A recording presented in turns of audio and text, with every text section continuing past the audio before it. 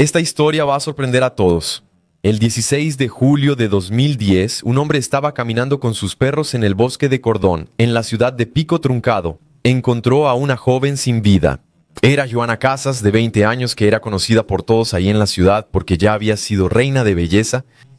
Rápidamente, el caso ganó gran repercusión y fue resuelto por la policía local, que arrestó al exnovio de Joana, Vítor Cingolani, quien, ante un jurado, fue considerado culpable. Lo más impactante hasta entonces fue que la hermana gemela de Joana, Edith, se casó con Vítor después.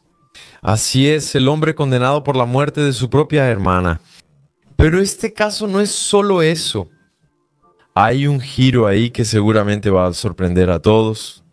Yo soy Marcos Campos, sean todos muy bienvenidos. Aquí cada semana hay contenido nuevo, así que si te gustan las historias reales, síguenos aquí, activa la campanita de notificaciones, comenta, aunque sea un emoji, porque eso nos ayuda en nuestras producciones.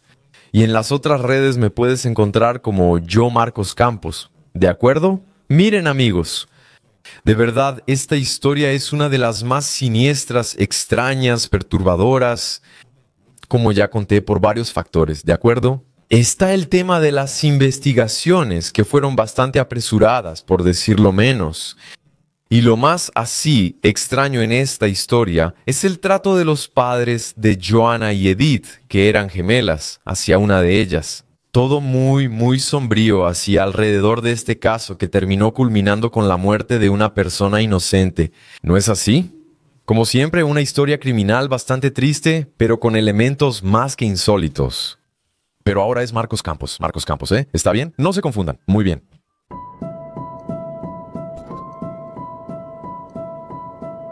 Joana Elizabeth Casas y Edith Joana Casas nacieron el 19 de julio de 1990. Eran hijas de Marcelina Orediana y Valentín Casas. Generalmente, ¿verdad amigos? Cuando vemos por ahí casos así de hermanos, hermanas gemelas que se parecen mucho, tanto físicamente como en sus personalidades, ellos suelen usar la misma ropa, ¿verdad? Siguen las mismas carreras, ¿verdad? Se hacen los mismos cortes de cabello y algunos incluso se casan juntos. Claro que no con el mismo cónyuge, pero entienden lo que quiero decir, ¿verdad? Todo esto muestra que los gemelos tienen un vínculo de amistad que va más allá de los lazos familiares. Realmente son personas muy unidas. Pero en el caso de Joana y Edith, las dos eran completamente diferentes una de la otra. No físicamente, ¿verdad? En personalidad, Joana fue descrita como muy extrovertida, juguetona, determinada, que siempre estaba al frente de los proyectos que surgían. Ella no tenía vergüenza de hablar en público, hacía amigos muy fácilmente, le gustaba usar ropa muy femenina, maquillaje y se preocupaba mucho por su belleza. Por otro lado, Edith era introvertida, era tímida, callada, del tipo directa y concisa, ¿sabes? Entre comillas, para conversar, decía lo que tenía que decir sin rodeos. Y también le gustaba usar ropa más cómoda, no le importaba mucho el maquillaje, ¿verdad? Y prefería quedarse en su propio espacio. En este caso, en vez de que los padres aceptaran que tenían dos hijas físicamente parecidas, pero con personalidades completamente diferentes, ellos, para que vean. De hecho, se empezaron a consentir a Juana y a criticar severamente incluso a Edith. Juana soñaba con ser modelo, idea que por supuesto fue ampliamente apoyada por los padres. Y empezaron a invertir en eso, ¿no? O sea, en la carrera de modelo de su hija. Llevaban a Juana a participar en varios tipos de concursos de belleza, habiendo participado incluso en concursos municipales y hasta estatales. A veces incluso salió del país para participar en concursos, incluso habría ganado algunas veces algunas de esas competencias. La más importante fue cuando se convirtió en Miss Buenos Aires. Al regresar a su casa en Pico Truncado, provincia de Santa Cruz en Argentina, todos en la región la conocieron como la joven Miss. Mientras tanto, Edith, aunque tenía la misma belleza física que su hermana, se negaba a participar en los eventos y concursos, lo que dejaba a sus padres, de ellas, ¿verdad?, un poco de mala gana. Incluso se enfurecían en algunas situaciones diciendo que la única hija que les daba orgullo era Joana. A pesar de todo eso, las dos hermanas se llevaban bien, eran amigas cercanas y cómplices, hasta que algo pasó. Era el 16 de julio de 2010 cuando un entrenador de perros estaba paseando, entrenando a algunos de sus perros en un área de campo abierto cerca del bosque de Cordón, a unos 30 minutos del centro de la ciudad de Pico Truncado. Y durante una de las actividades, uno de los perros como que se dirigió hacia un punto ahí y rápidamente fue hasta allá. Y cuando el hombre llegó, reconoció ahí los restos mortales, el cuerpo de una joven que tenía claramente 2 disparos de arma de fuego. ¿La identificaron las autoridades? Fueron llamadas e identificaron ese cuerpo como Joana Casas, de 20 años de edad. Y su muerte afectó profundamente a todos los habitantes locales. Se realizó entonces una pericia minuciosa en el lugar y todas las cosas que estaban cerca fueron recogidas, incluyendo un disco de vinilo y una colilla de cigarro que estaba al lado de la joven sin vida. Pero ninguna de esas evidencias daba un camino concreto, digamos, para que la investigación siguiera. La colilla de cigarro era el artículo más valioso, ¿no? En ese momento el artículo clave en peritaje, porque podría tener restos, vestigios biológicos y por eso esa colilla fue enviada para hacer un análisis. Pero en esa época era un examen muy tardado, ¿verdad? Tendría que pasar por muchos asuntos burocráticos antes de que se divulgara el resultado. Por eso el caso quedaría detenido por mucho tiempo. Sin embargo, a pesar de las pocas evidencias, los investigadores continuaron, ¿verdad? Ellos medio que confiaron en las sospechas, y las sospechas, obviamente, en casos así, donde el cuerpo de una mujer es encontrado con 2 disparos, el primer sospechoso fue su exnovio. Desde el principio, los investigadores creían que el responsable de ese crimen era Vítor Cingolani, de 27 años, que era un trabajador petrolero con quien Joana había salido durante 1 año y medio. Entre los años 2005 y 2006, las sospechas contra Vítor surgieron porque era conocido por tener una personalidad fuerte, digamos. El hombre, a veces, se metía en algunas peleas y discusiones y andaba con personas involucradas en el mundo del crimen. Lo que pasó entonces es que pocos días después, ¿verdad?, de que iniciaran las investigaciones y surgieran sospechas, mientras Vítor aún estaba siendo investigado por la muerte de Joana, terminó siendo arrestado después de involucrarse en una pelea. Así como que se dio una oportunidad, ¿sabes? Y los policías interrogaron a Vítor sobre el caso de Joana y él presentó 3 coartadas. Una mujer que estaba con él la supuesta noche en que todo ocurrió, en un casino, y también 2 policías que trabajaban ahí como seguridad del casino, que incluso habrían hablado con Vítor esa noche. Los investigadores del caso dijeron que no aceptaron el testimonio de esa mujer porque creían que estaba mintiendo. Había acordado algo con Vítor, y los 2 policías que estaban ahí haciendo la seguridad del casino no se presentaron a declarar. Chicos, les pido que lo anoten en su cuadernito de evidencias. Miren qué elegante está. Vayan anotando ahí porque hay muchas cosas que después vamos a tener que juntar para sacar nuestras conclusiones sobre esta historia. ¿Cómo es que el tipo con 2 policías ahí haciendo seguridad, aunque estuvieran fuera de servicio y trabajando extra? ¿Cómo es que ellos no se presentan para dar testimonio? ¿En serio existe esa posibilidad en Argentina? No lo sabía. Entonces no voy. Si lo citan a declarar, debe ir, ¿no? Todo muy raro. Anoten eso. Así es. Así entonces, de esa forma simplona, simplista, Vítor no tenía, según la policía y los investigadores, una coartada que realmente lo comprobara, ¿verdad? Para la investigación, que él realmente no estuvo en la escena del crimen cuando todo sucedió. Así que el siguiente paso de los investigadores fue llevar un perro rastreador, algunos perros rastreadores, de hecho, hasta el lugar donde encontraron a Joana. El objetivo de ellos era saber si esos perros podrían olfatear, sentir algo ahí con el olor de Vítor. En las 2 primeras veces que se realizaron las búsquedas con los perros, nadie encontró nada, no se halló nada. En una tercera vez, ellos seguían insistiendo en eso, ¿verdad? Los investigadores llevaron a los perros allí de nuevo, y se dice que uno de esos perros rastreó un olor ahí de Vítor. Ese olfato llegó hasta un área ahí, que quedaba más o menos a unos 3-4 metros de donde exactamente se había encontrado el cuerpo. El problema es que en esa tercera vez en que se hizo ese intento, ¿no?, de probar algo, nada fue grabado.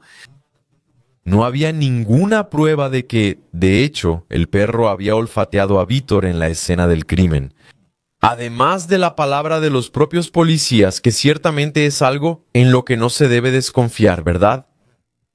Pero eso era todo en ese momento, y eso bastó, fue suficiente para que el caso siguiera adelante. La fiscalía aceptó que Víctor estaba en la escena del crimen. Y esas, amigos, eran las únicas pruebas que tenían contra Víctor. Aún así, en su juicio a inicios de 2011 fue declarado culpable de homicidio de Joana Casas, su exnovia, y condenado a 13 años de prisión sin libertad condicional. Es evidente, como mencioné al principio de la historia, que la policía estaba muy ansiosa, ¿verdad?, por resolver pronto este caso. Exnovio, seguro es él, ¿no? Esa historia de que los perros supuestamente olieron a Víctor en la escena del crimen también es como mínimo extraña, ¿no? Como no había registros visuales de la acción, solo se tomó en cuenta la palabra de los oficiales. Y como dije, ¿por qué razón o razones serían cuestionados, no? ¿Creen que eso es todo? Esperen, aún hay más. Muy bien. En diciembre de 2012, más de 2 años después del crimen, todos los medios de comunicación de Argentina informaron que Edith Casas, la hermana gemela de Joana, se estaba casando con nada más y nada menos que Víctor Cingaloni, el hombre condenado por la muerte de su propia hermana. La noticia fue muy mediática y todos los periódicos hablaban sobre ese evento. Decían que Edith tenía una relación patológica, que en realidad quería sustituir a su hermana y que no estaba bien psicológicamente.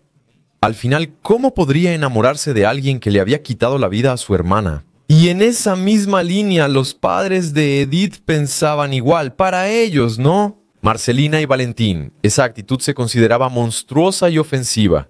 Y entonces empezaron a atacar a su hija usando los medios de comunicación. Ahí yo pregunto, ¿no? ¿Atacarla aún más? Y recordándoles aquí, el trato con Edith siempre fue bastante extraño, ¿no? ¿Se acuerdan de eso? Ahora, si de verdad la trataban así, no podemos afirmarlo. Nos basamos en las fuentes. Pero, como dirían los más experimentados, donde hay humo hay fuego, ¿no? En algún nivel de conciencia, tal vez, hasta yo diría, tal vez realmente fuera una afrenta de Edith contra sus padres, o ella sabía algo que nadie más sabía. Valentín, su padre, llegó a afirmar que Edith siempre le tuvo envidia a su hermana, que estaba haciendo eso porque quería convertirse en Joana, y que él creía que Edith había sido la mentora incluso del plan de muerte de su hija, que ella y Víctor hicieron eso para deshacerse de Joana para que pudieran tomar su lugar. Valentín también afirmó que la única hija que siempre le dio orgullo era Joana, que Joana estaría en el cielo y que Edith ardería en el infierno en el momento adecuado por sus elecciones y actitudes. Pero hay un paréntesis en esta historia que necesito contarles. Joana, de hecho, había tenido una relación con Víctor allá por los años 2005 y 2006. A la vez, Edith tenía otra relación y los cuatro salían juntos varias veces. Incluso se llevaban bien. Cuando Joana terminó la relación con Víctor, Edith siguió hablando con él. Después de todo ese año y medio de relación de la hermana con Víctor y de Edith con ese otro hombre, ellos salían juntos, en fin, eran friends, amigos. Pero un año después de todo eso, a mediados de 2007 se dieron cuenta, o sea, Edith y Víctor, de que se gustaban el uno al otro. Estaban enamorados y querían estar juntos. Entonces, Edith fue a hablar con su hermana sobre lo que estaba pasando antes de tomar cualquier decisión. Y Joana simplemente respondió que ya era adulta y que podía hacer lo que creyera mejor. Luego, Edith comenzó una relación con Víctor y después Joana se distanció de su hermana. Y para los padres, como ya se pueden imaginar, eso no fue bien visto.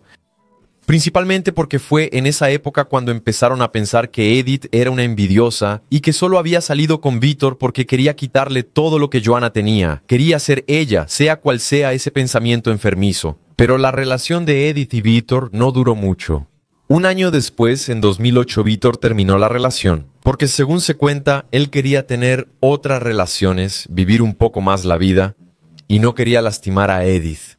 Después de eso, entonces se alejaron. Cuando ocurrió el crimen, Edith ya no estaba hablando con Víctor, pero ella estuvo presente en su juicio, y ella afirmó que fue obligada por su familia a escribir una carta que llegó a ser presentada en el tribunal, diciendo que Víctor la había violado, que él había llevado a Edith al mismo lugar donde Joanna había sido asesinada. Ella también asegura que sus padres empezaron a obligarla a hacer cosas que no le gustaban para que pareciera y actuara como Joanna, pero ellos no estaban satisfechos con ella, así que empezaron a ignorarla. Entonces, algunos años después, se cansó de todo eso y se fue de la casa de sus padres para vivir con una mujer llamada Claudia, que en ese momento era su mejor amiga y hermana de Víctor.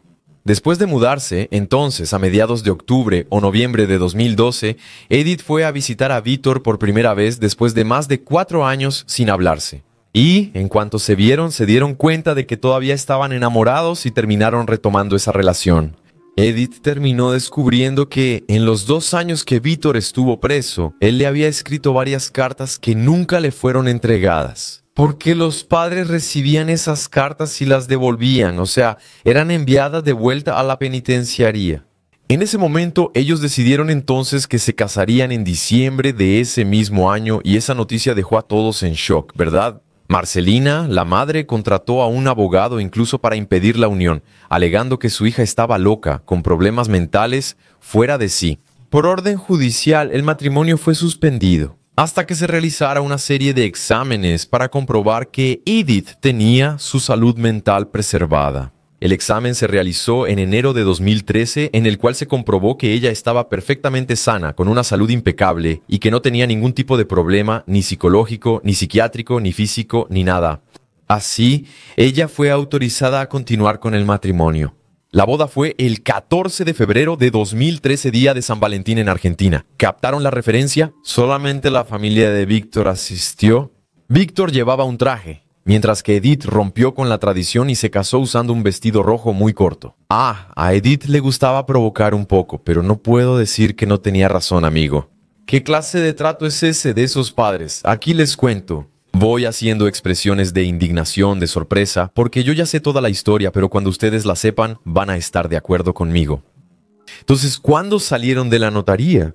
Se casaron y todo eso. Los novios fueron recibidos por la opinión pública con una lluvia de piedras y huevos, ¿verdad? La población estaba aturdida con todo lo que estaba pasando y hasta pensaban que eso era obra del demonio. Aún más con Edith usando un vestido rojo ahí, ¿no? Víctor todavía estaba cumpliendo su condena, ¿verdad? Salió del registro civil, fue a la prisión y Edith regresó a casa. A diferencia de lo que informaron varios medios, Edith no se relacionó con Víctor solo después del crimen contra su hermana. En realidad, ellos ya habían sido novios antes. Durante todo el tiempo, desde el principio, Edith defendió que Víctor era inocente. Incluso Edith ya había señalado a otro hombre como responsable, alguien a quien decía tenerle mucho miedo cuando lo veía en la calle. Pero nadie le creía, porque toda la sociedad confiaba en el trabajo de investigación que se había realizado. Pero ahora llegamos al giro de la trama. A inicios de 2012, unos 18 meses tras el crimen, se analizó la colilla de cigarro hallada en la escena. ¿Recuerdas que comenté que era muy difícil hacer ese examen en esa época, que tardaba mucho? En mi opinión, ese es un gran tropiezo de la investigación. Poner la carreta delante de los bueyes, ¿no crees? ¿Por qué? Ya verán, aguanten. Analizaron la colilla y salió el resultado de la prueba. Los investigadores estaban seguros de que ese ácido desoxirribonucleico que se encontraría ahí en la colilla sería el de Víctor. Sin embargo, todos se sorprendieron cuando el resultado del ácido desoxirribonucleico señaló a otra persona. Un sujeto llamado Marcos Díaz, que era el novio actual de Joanna en la época del crimen. ¿Entienden? Ese tipo era el novio de Joanna cuando ella fue asesinada. Pero la investigación se enfocó en el exnovio, porque él tenía antecedentes de tener un carácter fuerte. ¿Sabes esa historia de condena por pruebas circunstanciales y esas cosas? A veces pasa eso, pero vamos a ver qué pasó después de eso. Vamos a regresar un poco en el tiempo. A inicios de 2010, Joanna comenzó una relación con Marcos Gabriel Díaz, de 37 años, apodado El Tosco. Y poco tiempo después de empezar ese noviazgo, ella se fue a vivir con él. Pero pronto, ella comenzó a decirles a sus amigas que este tipo era muy celoso. Bueno, no solo un poco, ¿verdad? Bastante celoso, posesivo, y que siempre la amenazaba con un arma de fuego. Fíjate nada más. Esas mismas amigas también testificaron que el día en que le quitaron la vida, Joanna estuvo con Marcos en su camioneta y ellos tuvieron una discusión y todas ellas estaban dentro del carro en el momento en que Marcos amenazó a Joanna, diciendo que si ella hacía cualquier cosa que a él no le gustara otra vez, ella lo iba a ver. Las mismas testigos aseguraban que ese disco de vinil que también había sido encontrado en la escena del crimen era un disco, un álbum que estaba en el carro ese día. Joanna también les había confesado a esas amigas que quería terminar la relación con ese hombre, pero que tenía miedo porque no sabía cuál sería su reacción. Y mira, esas testigos llegaron a ser escuchadas en la época de la muerte de Joanna, y Marcos incluso llegó a ser arrestado. Y él aseguró que de hecho sí había estado con Joanna y que dejó a la chica en ese lugar durante la noche. Luego él se habría ido sin hacerle nada a ella. Sin embargo, al no tener ninguna prueba contra él, Marcos fue liberado, quedando medio apartado de las investigaciones. Además, ayudó a ese tipo a librarse el historial de temperamento fuerte del ex de Joanna. Y aquí mira el problema que la investigación estaba creando para sí misma. Marcos y Víctor no se conocían. Y con esa prueba de ácido desoxirribonucleico señalando a Marcos, entonces se emitió una orden de arresto. Pero cuando Marcos se enteró, huyó y estuvo prófugo durante 15 días. Luego se presentó voluntariamente con un abogado en la comisaría. En julio de 2013, 3 años tras el crimen, Marcos fue a juicio. Y en ese juicio, ante la prueba de ácido desoxirribonucleico incuestionable, digamos, él admitió parcialmente el crimen, confesando que fue el último realmente en ver a Joanna, en estar con ella ese día y que podría haberle hecho eso a ella. El jurado, a pesar de eso, consideró a Marcos como el único culpable de homicidio en primer grado contra Joanna Casas, y él recibió entonces una sentencia equivalente a la del ex de Joanna. Pero ahora había un gran problema jurídico. Había 2 hombres condenados y encarcelados individualmente por el mismo crimen. E incluso se sugirió que ellos podrían haber actuado juntos. ¿Sabes? Una conspiración ahí para quitarle la vida a Joanna. Eso se descartó rápido, ya que no podía comprobarse y no tenía sentido, ¿verdad? ¿Por qué esos 2 hombres buscarían matar a la ex o a la actual? No se presentó nada en esa parte de las investigaciones, en esa parte B, digamos, que pudiera comprobar esa confabulación entre esos hombres. El hecho es que en ese momento Argentina había creado para sí misma un caso jurídico inédito y anómalo. Anómalo, amigos, uso un término cualquiera, ¿ok? Nada técnico, pero es solo mi punto de vista, porque si ellos hubieran actuado en conjunto, está bien, serían condenados por el mismo delito. Pero ¿qué tenía que ver con B, no? En realidad fue un gran error, me imagino, de la investigación en todo este caso, porque piensa, ¿cómo se termina una investigación de esa manera? Tienes ahí la colilla, donde probablemente había un ácido desoxirribonucleico. Podría ser el ácido desoxirribonucleico de cualquiera, ¿no? Al final estaba en el monte, podría ser, ¿no? Una colilla de cigarro en medio de un área despejada en un bosque no es algo tan normal. Es probable que eso haya sido dejado por el asesino. También está el disco que pertenecía a ese Marcos. El tipo dejó el disco ahí en la escena del crimen, ¿no? Pero, en fin, en el mismo mes, los abogados defensores de Víctor Cingaloni, que estaba preso ahí injustamente, digamos, presentaron entonces una apelación. Después de todo, ahora estaba probado que Marcos era el único responsable por la muerte de Joanna. Los abogados de Víctor entonces querían su liberación, pero esa apelación fue negada y Víctor fue nuevamente mantenido ahí, también como culpable por la muerte de Joanna.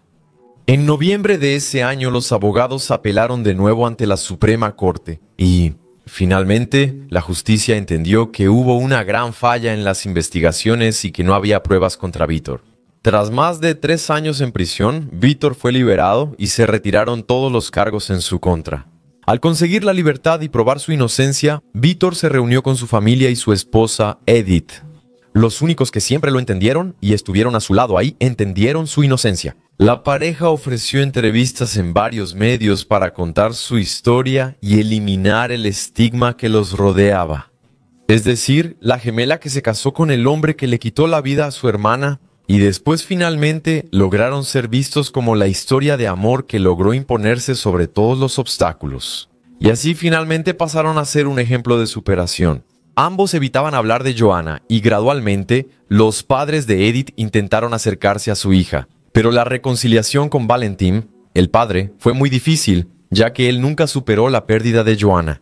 Y todo lo que dijo de Edith, sobre todo en público, ¿verdad? Todas esas cosas causaron un malestar generalizado, una herida grande, una cicatriz grande en la relación entre padre e hija. Pero esa historia aún no ha terminado, ¿ok? El matrimonio de Edith y Vítor no duró mucho, porque después de que la gente perdió el interés en el caso, ya se había calmado todo. Digamos, ellos empezaron a tener problemas conyugales, ¿no?, en la relación, y se divorciaron como 3 años después. Según las últimas noticias de este caso, especialmente sobre Vítor Cingaloni, ahora tendría unos 41 años, y fue noticia en 2020 después de ser el único en contraer COVID en la ciudad de Pico Truncado. Estuvo internado 1 mes y luego dado de alta. Ahora, según informan, tiene una nueva relación. Por su parte, Edith tiene alrededor de 34 años, está casada y habría tenido un hijo en 2021. Esa noticia de la llegada de un nuevo miembro a la familia supuestamente acercó un poco más a sus padres, pero no como a ella le gustaría. Marcos Gabriel Díaz, de 51 años, fue condenado en 2013 por la muerte de Joanna. Todavía sigue detenido en la penitenciaría local de Pico Truncado y podría salir en libertad tal vez por algún tipo de beneficio en 2026, al menos eso es lo que dicen las fuentes. ¿Qué caso es este, verdad? Un poco enfermizas, ¿no? Esas actitudes. Todo en realidad un poco enfermizo, ¿no? En la relación entre los padres de Edith y ella. Incluso cuando Joanna todavía estaba viva, esa cuestión de hacer diferencia entre una hija y otra. Algo que ciertamente debió haber causado tal vez un nivel pequeño ahí, ¿no? Cada persona es única en sus percepciones. Pero Edith debió quedar muy afectada, con muchas cicatrices. No sé si ella actuó por impulso al casarse con Vítor. Probablemente no. Tal vez sí se gustaban de verdad, a pesar de que terminaron la relación. Quería saber su opinión sobre esos detalles del caso. ¿Cuál fue esa investigación, verdad? ¿Qué ansiedad fue esa? Y principalmente, amigos, comenten ahí para mí. ¿Ustedes perdonarían a sus padres si les hicieran eso a ustedes? Ese fue el episodio de hoy. Gracias por acompañarme. Un beso del pelirrojo. Hasta el próximo episodio.